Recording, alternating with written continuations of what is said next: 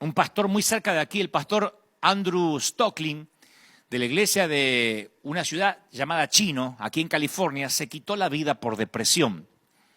Y la iglesia dio a conocer la noticia del fallecimiento del hombre de 30 años, que era el papá de 3 chiquititos. Su esposa diría después, ante un medio de prensa, yo no entendía la profundidad de la depresión de mi esposo, dijo Kayla. Ella dijo, yo no me explicaba que él estaba, ni me imaginaba que él estaba luchando emocionalmente, ni me imaginaba el tamaño de lucha que él estaba atravesando. Y en la carta que escribió dirigiéndose de alguna forma simbólica a su marido, ella puso después una carta abierta que hizo ante la prensa, dijo, me gustaría tener otra oportunidad, mi amor, de abrazarte y llorar contigo y de animarte y nunca criticarte. Kayla destaca, la esposa de este pastor, este joven, que había estado su esposo involucrado en una batalla espiritual, una batalla que estaba envolviendo la vida de su cónyuge.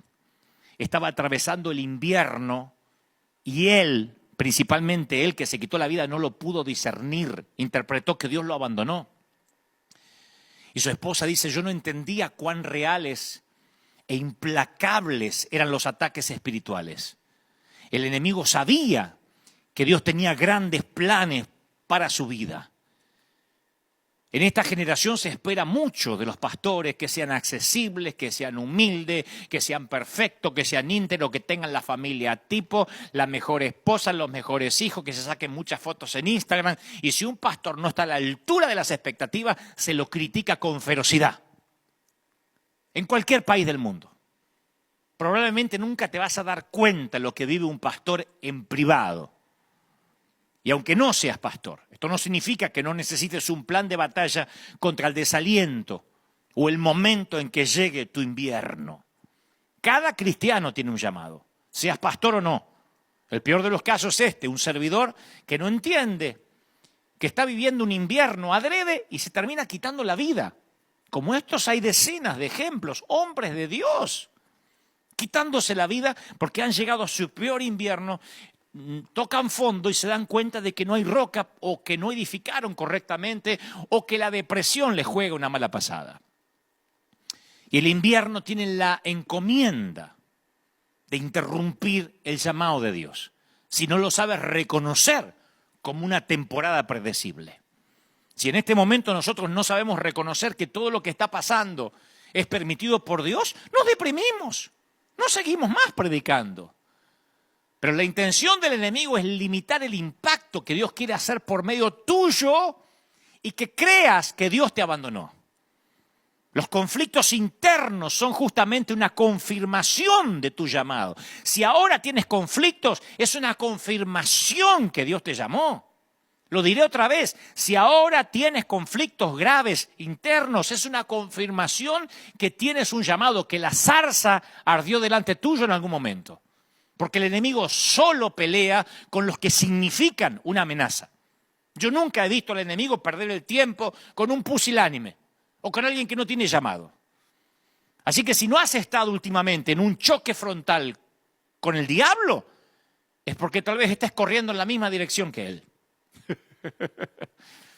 Si no estás chocando contra el diablo, es porque vas en la misma dirección que tu enemigo.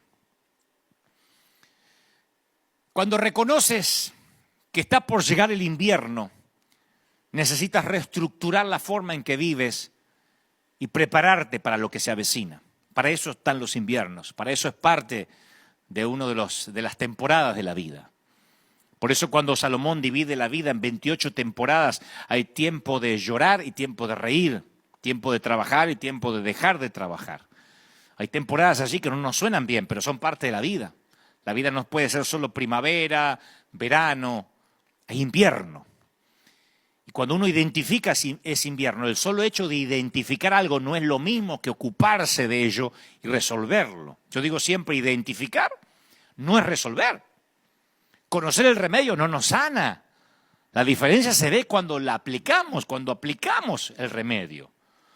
Los Moken de Tailandia hicieron algo con las señales. Vieron las señales y empezaban a correr. Por eso se salvaron la vida. La tribu se salvó la vida.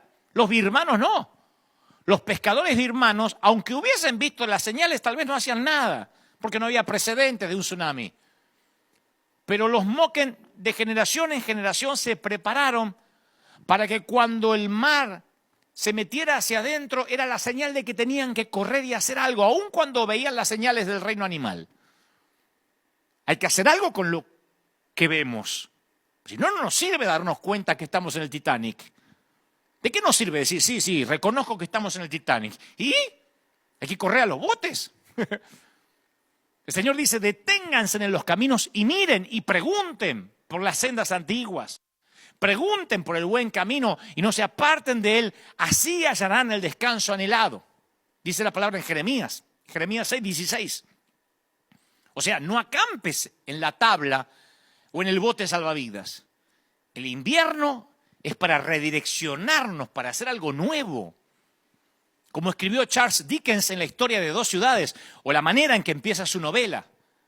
El famoso comienzo de la novela Historia de dos ciudades, que yo leí cuando era muchachito, dice, era el mejor de los tiempos y también el peor de los tiempos.